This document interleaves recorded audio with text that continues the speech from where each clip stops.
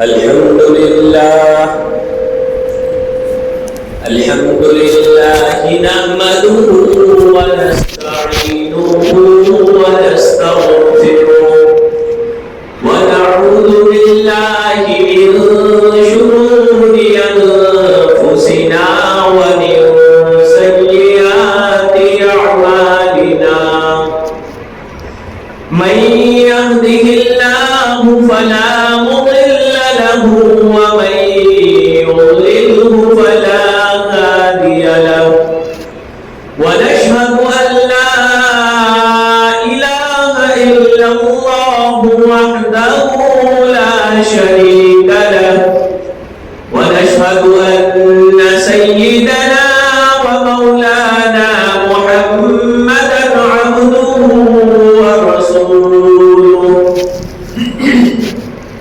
أما بعد فأعوذ بالله من الشيطان الرجيم بسم الله الرحمن الرحيم يا أيها الذين آمنوا قوا أنفسكم وأهليكم نارا وقال النبي صلى الله تعالى عليه وسلم خيركم من تعلم القرآن وعلمه أو كما قال عليه الصلاة والسلام درود شریف پڑھیے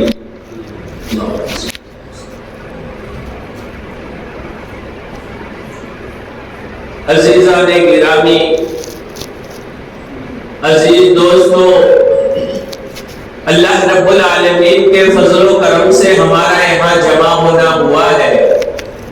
جمعہ کی مبارک گھڑیاں ہیں، ایسی مبارک گھڑیوں میں اللہ سبحانہ و تعالی مجھے صحیح بات کہنے کی اور ہم سب کو اس پر عمل کرنے کی توفیق عنایت فرمائے۔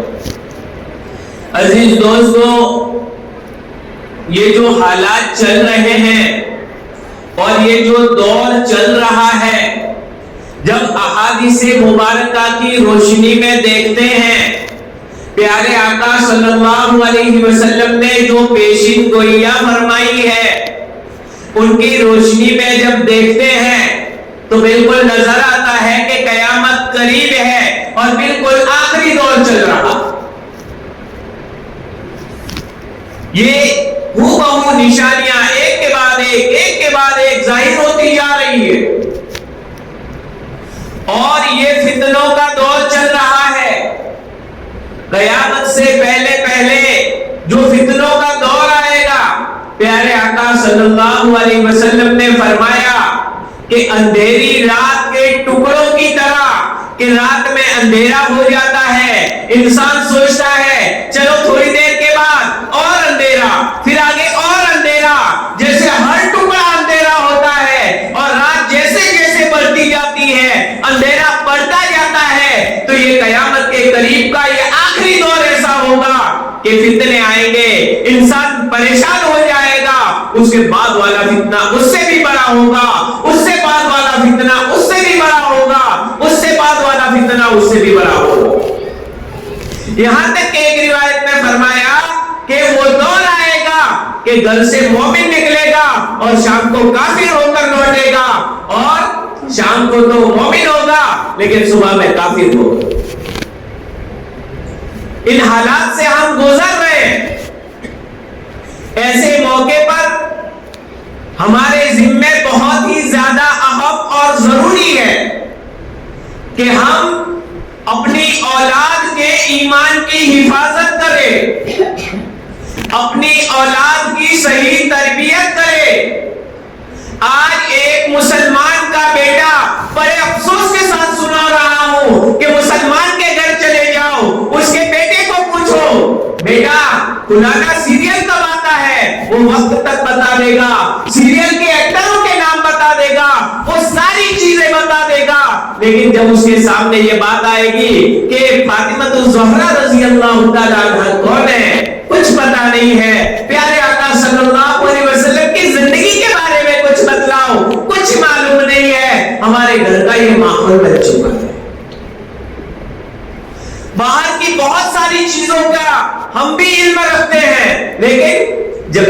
کا علم آتا ہے، پیارے آقا صلی اللہ علیہ وسلم کی سیرت کا علم آتا ہے، آپ کی زندگی کے بارے میں جب پوچھا جاتا ہے، آپ کے طریقوں کے بارے میں پوچھا جاتا ہے، عمل کرنا تو درکنار، ہمیں اس کا علم بھی نہیں ہوتا۔ اور اب تو بات یہاں تک بڑھ گئی ہے کہ عقائد اسلام کیا ہے، بس مسلمان کس کو کہتے ہیں جا کر پوچھو، وہ سن معلوم ہو، عقائد تک کا علم نہیں۔ ارے معلوم ہی نہیں ہے کہ اسلام کس کو کہتے ہیں، مسلمان کس کو کہتے ہیں، کیسے ہم اسلام پر باقی رہیں گے، اور ہماری اولاد کی، ہماری نسلوں کا کیا ہوگا، یہ ہمیں خاص طور پر سوچنا ہے۔ ہماری نسلیں، یاد رکھو، اولاد ایک بہت بڑی اللہ تعالیٰ کی نعمت ہے، چاہے لڑکا ہو یا لڑکی ہو، دونوں اللہ تبارک و تعالیٰ کی بہت بڑی نعمت ہے، اور اللہ تبارک و تعالیٰ نے تمہیں جو اولاد دی ہے، چاہے لڑکا دیا ہو چاہے لڑکی دی ہو، یہ امانت دی ہے، اپنی امانت ہے، تمہاری ذمہ داری بنتی ہے، تمہارا فرض بنتا ہے کہ اس امانت کی حفاظت کرو۔ جیسے کسی کو کوئی امانت دی کہ بھائی اس کو یہ کام کرنا ہے اور اس چیز کو اس کام میں لگانا ہے اور پھر واپس کر دینا ہے، تو وہ یہ اسی طرح کی چیز ہے۔ اب ہم نے اس کو دنیاوی چیزوں میں تو مشغول رکھا، دنیاوی ساری چیزیں بتلائی، لیکن دین کا علم ہم نے بالکل نہیں دیا۔ یاد رکھو، اسی لیے آتا ہے کہ ایک عورت اگر اس کی صحیح تربیت نہیں ہوئی، اگر وہ دیندار نہیں بنی، تو 4 مردوں کو جہنم میں اپنے ساتھ لے جائے گی۔ سب سے پہلے اپنے باپ کا گریبان پکڑے گی کہ دنیا میں میرا چاہے خیال رکھا تم نے، مجھے کھلایا پلایا، لیکن مجھے دین کیوں نہیں سکھلایا، مجھے اللہ اور اللہ کے رسول کا طریقہ کیوں نہیں بتلایا، مجھے کیوں گمراہ ہونے دیا، مجھے غیروں کے ساتھ بھاگ کر کیوں مرتد ہونے دیا، تم نے کیوں میرا خیال نہیں رکھا، مجھے مکتب میں کیوں نہیں بھیجا، مجھے پڑھنے کے لیے مدرسے میں کیوں نہیں بھیجا، مجھے دین کیوں نہیں سکھایا۔ ارے آپ دین نہیں جانتے تھے، مجھے تو بھیجتے، میں آ کے گھر میں تعلیم کرتی، میں گھر میں ماحول بناتی، میں گھر کے اندر دوسروں کو بھی نماز سکھاتی۔ کل قیامت کے دن گریبان پکڑے گی، کہے گی اے اللہ رب العالمین، مجھے جہنم میں بھیج رہے ہیں، میں گنہگار ہوں، میں اقرار کرتی ہوں، لیکن یہ میرا قصور نہیں، سب سے پہلے میرے باپ کا قصور ہے کہ اس نے مجھے دین کی واقعیت نہیں کروائی، دین کے بارے میں کچھ نہیں بتلایا۔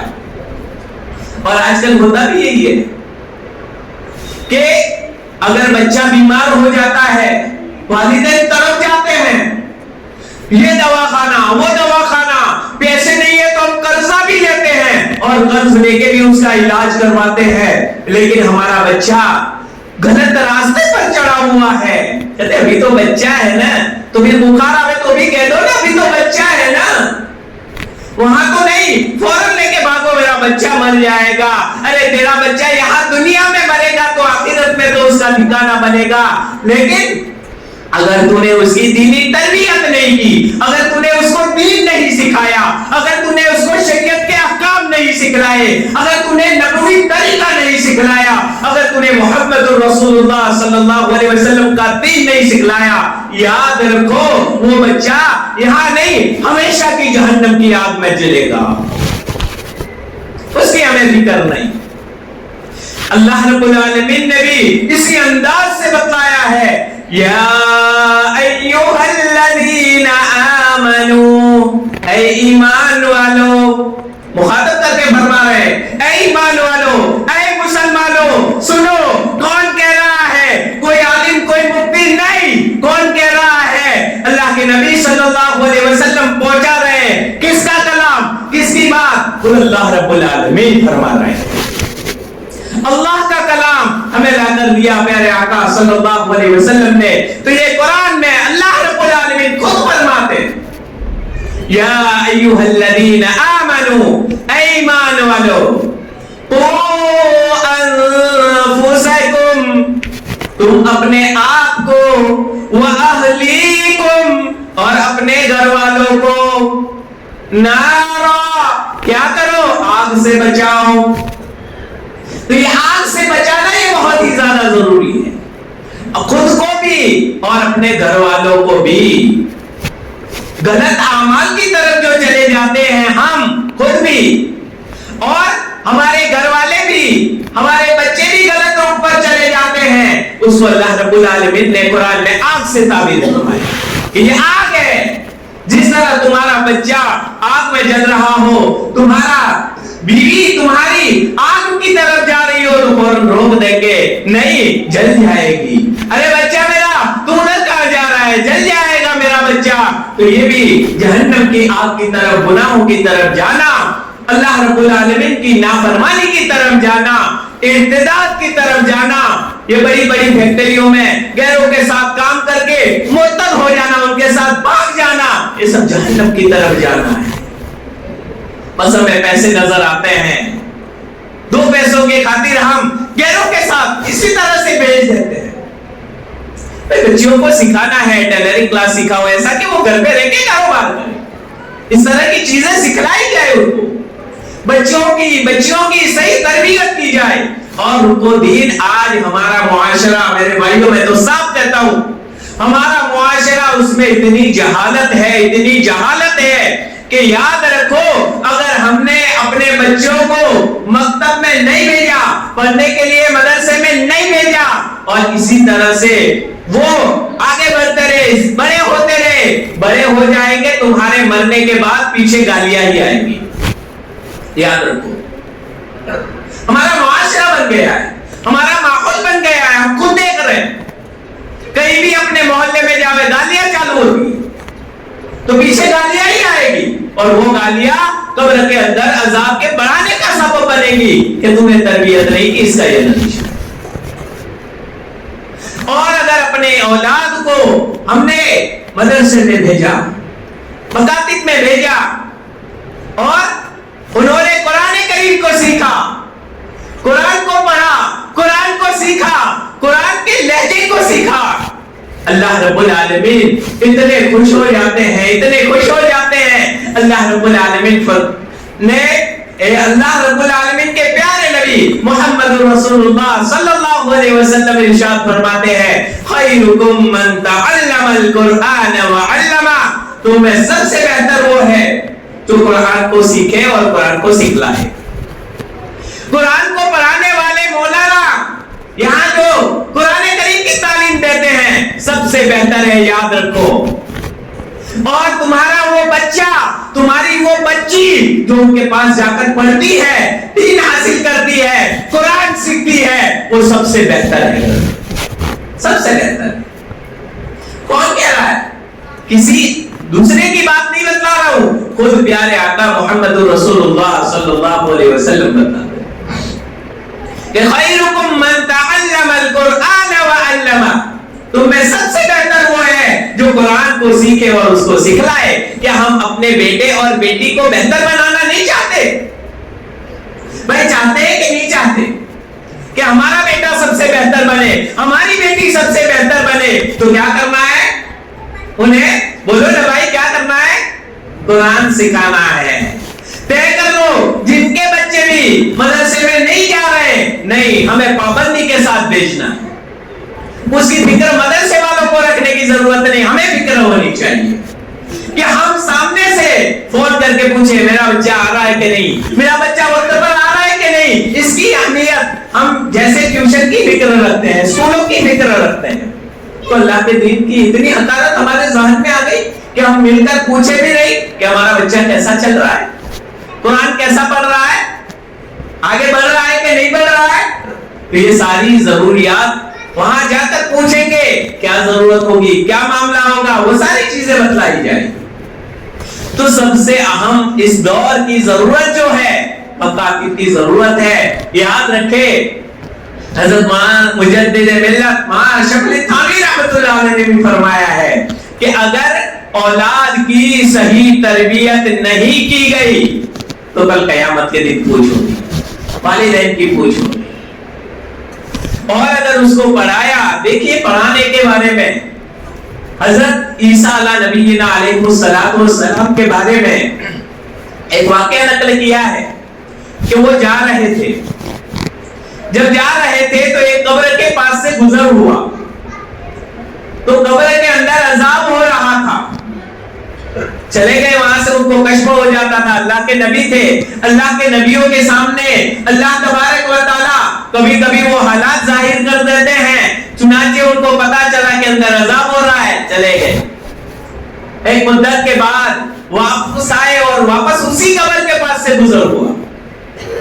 جب قبر کے پاس سے گزر ہوا تو حالات منتشر ہوئے کہ وہاں تو قبر کے اندر خوش و خرم ہے, قبر کے اندر جنت کا باغیچہ بنا ہوا, جنت کی کھڑکی کھول دی گئی ہے. تعجب کرنے لگے, یہ تو شخص عذاب میں مبتلا تھا, اس کو عذاب ہو رہا تھا. اب ظاہری بات ہے کہ گنہگار جو عذاب میں مبتلا ہوتا ہے قیامت تک قبر میں عذاب ہوتا رہتا ہے, یہ کیا ہوا؟ تو اللہ رب العالمین سے دعا فرمائی کہ اے اللہ رب العالمین, یہ کیا معاملہ ہے, یہ کیا ماجرا ہے کہ اس کو میں نے دیکھا تھا کہ عذاب ہو رہا تھا, اب جب میں دیکھ رہا ہوں تو یہاں نعمتوں میں یہ بن رہا ہے. اللہ تبارک و تعالیٰ کی طرف سے وحی نازل کی گئی اور عیسیٰ علیہ السلام کو بتلایا گیا کہ جب اس کا انتقال ہوا تو اس کی بیوی حمل سے تھی, حاملہ تھی. اس کے بعد اس بیوی نے بچہ جنا, بچے کی صحیح تربیت کی, پرورش کی. جب بچہ تھوڑا بڑا ہوا اور مکتب میں جانے کے لائق ہوا, ہاں یہ بات بھی یاد رکھے, بہت سے کو پھر یہ جنون چڑھ جاتا ہے کہ اتنے بالکل چھوٹے چھوٹے بچوں کو لے کے آ جاتے ہیں, استاد ہمارے بچوں کو مدرسے میں بٹھا دو. وہ تو پھر مولانا کو بھی گہوارہ لے کے بیٹھنا پڑے. یہ بھی نہیں ہونا چاہیے. اتنا چھوٹا بھی بچہ نہ ہو کہ جو پڑھ بھی نہ سکے, سمجھ بھی نہ سکے, بلکہ یہاں کے رو کے سب کو پریشان کرے. بچہ پڑھنے کی عمر کو پہنچ جائے, اس کے بعد پھر اس کو پڑھنے کے لیے بھیجیں گے مدرسے, لیکن بھیجیں گے پابندی کے ساتھ. خاص طور پر دین سکھانے کی بہت زیادہ ضرورت ہے. دیکھیے تو یہ بچہ, اسی والدہ نے اس کو مدرسے میں بھیجا. مدرسے میں اس کو سب سے پہلے پڑھایا گیا بسم اللہ الرحمن الرحیم. بچے نے پڑھا بسم اللہ الرحمن الرحیم. شروع کرتا ہوں اس اللہ کے نام سے جو بڑا مہربان, نہایت رحم کرنے والا ہے. اللہ رب العالمین فرماتے ہیں کہ اے عیسیٰ علیہ السلام, مجھے غیرت آ گئی اور میں سوچنے لگا کہ اس کا بیٹا, اس کا معصوم بیٹا مجھے کہہ رہا ہے کہ میں تو رحمان ہوں, میں تو رحیم ہوں, میں سب سے زیادہ مہربان ہوں. وہ اس کا بیٹا تو مجھے مہربان کہہ رہا ہے اور میں اس کے باپ کو عذاب دوں. میری غیرت نے گوارا نہیں کیا, فوراً میں نے اس کے عذاب کو ہٹا دیا اور عذاب کو ہٹا کر نعمتیں دے دی. یہ ہے میرے بھائیوں, اگر اخلاص کے ساتھ یہ کام ہوا, بیوی نے کیا, بچے کو بھیجا, بسم اللہ پڑھنے پر جب مغفرت ہو گئی تو اگر قرآن پڑھے گا تو کیا ہوگا؟ ہماری اولاد, ہمارے بچے قرآن پڑھیں گے تو کتنا اللہ رب العالمین ہمیں نوازیں گے. ذرا سوچیں. مجموع الاخبار ایک کتاب کا نام ہے, اس کے اندر تو ایک یہاں تک کہ حدیث کے انہوں نے ذکر کر دیا ہے کہ ایک بچہ جب مدرسے میں جاتا ہے اور مدرسے میں جا کر وہ تعلیم حاصل کرتا ہے پڑھنے کے لیے اور بسم اللہ الرحمن الرحیم پڑھتا ہے, سیکھتا ہے, تو بچے کے بسم اللہ سیکھنے کی وجہ سے 4 شخصوں کی مغفرت ہو جاتی ہے. بچے کے بسم اللہ الرحمن الرحیم پڑھنے کی وجہ سے 4 لوگوں کی مغفرت ہو جاتی ہے. چاہتے ہیں بھائی ہم بھی ان 4 میں آ جائیں؟ ارے بھائی چاہتے ہیں کہ نہیں؟ خالی میرے کو ہی ماننے کا, آپ کو نہیں ماننے کا کیا؟ تو چاہتے ہیں نا صاحب, بتاتے رہے تو مجھے پتا چلے کہ آپ لوگ بھی میرا ساتھ دے رہے, تو مجھے بولنے میں بھی اچھا لگے، اس لیے کہ میرا صرف بولنا مقصد نہیں ہے، میرا مقصد ہے میری بات آپ تک پہنچ جائے۔ اللہ تعالیٰ مجھے بھی عمل کی توفیق نصیب فرمائے، آپ کو بھی نصیب فرمائے۔ اور جس طرح اللہ رب العالمین نے یہاں پر ہمیں بٹھایا ہے، اللہ رب العالمین جنت میں بھی ایسے کچھ قدم بیٹھنے کی توفیق عنایت فرمائے۔ تو بھائی کریں گے نا انشاءاللہ، جانا ہے نا جنت میں، اللہ تعالیٰ مغفرت فرما دیں گے ہماری۔ پہلا، جب بچہ بسم اللہ پڑھتا ہے خود بچے کی مغفرت فرما دیتے ہیں۔ بچہ بسم اللہ الرحمن الرحیم پڑھتا ہے تو اس بچے کی مغفرت فرما دی جاتی ہے۔ نمبر 2، اس بچے کو پڑھانے والے اس کے استاد کی مغفرت فرما دی جاتی ہے۔ یہ نمبر 2 پر۔ نمبر 3 اور نمبر 4، اس کے والد اور اس کے والدہ کی مغفرت کر دی جاتی ہے۔ کتنی بڑی فضیلت۔ تو اپنے بچوں کو فکر کے ساتھ مدرسے میں بھیجنا، اسکول میں بھیجو گے کوئی ٹھکانہ نہیں ہے، پڑھنے کے بعد نوکری لگنے کے بعد بھی ہمیں سنبھالے گا کہ نہیں، میں منع نہیں کر رہا ہوں، اسکول میں بھی بھیجو، اس کو اعلیٰ سے اعلیٰ تعلیم دلواؤ، لیکن ایمان کے ساتھ، دین کے ساتھ۔ اگر دین کے ساتھ وہ اچھا ڈاکٹر بنے گا، کام کس چیز ہے، اگر دین کے ساتھ وہ بڑا عہدیدار بنے گا، فائدے کی بات ہے، اگر دین کے ساتھ وہ بڑے سے بڑا جج بن جائے گا، مسلمانوں کے لیے فائدے کی چیز ہے۔ لیکن اگر دینداری اس کے اندر نہیں ہے اور یہی ایجوکیشن اس کا ایمان چھین لے تو اس ایجوکیشن کے مقابلے میں بغیر پڑھا لکھا رہنا زیادہ بہتر ہے۔ اور آج کل یہی ہو رہا، بہت سو کو پڑھے پڑھے لکھے، ایک جسٹس پڑھا لکھا ماہر ہوا، جب موت کا وقت آیا کہتا ہے کہ میرے یہ طریقہ، یہ سب دفن وفن مت کرنا، مجھے جلا دے۔ یہ کیوں؟ ایمان، اسلام، عقائد کوئی سیکھا ہی نہیں، صرف ایجوکیشن کو سیکھا۔